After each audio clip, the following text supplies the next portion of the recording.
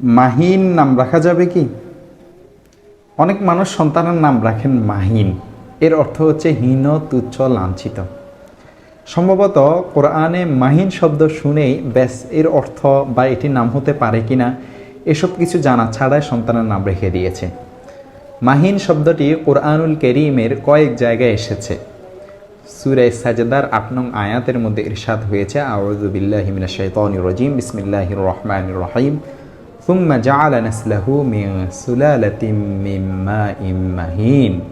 তিনি কাদা হতে মানব সৃষ্টির সূচনা করেছেন, অতঃপর তিনি তার বংশ উৎপাদন করেছেন তুচ্ছ তরল পদার্থের নির্যাস হতে।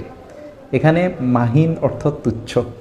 সূরা কলমের ১০ নং আয়াতের মধ্যে এসেছে, ওয়ালা তুতিয়া কুল্লা হাল্লাফিম মাহিন, এবং অনুসরণ করো না তার যে কথায় কথায় শপথ করে যে লাঞ্ছিত।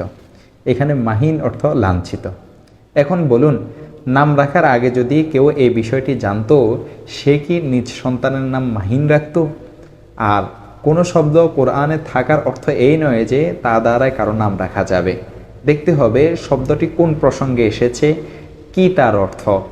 ফিরাউন, হামান, করুন এসব নামও তো বিভিন্ন প্রসঙ্গে কোরআনে এসেছে। আমরা কি এগুলোর দ্বারা কারো নাম রাখি?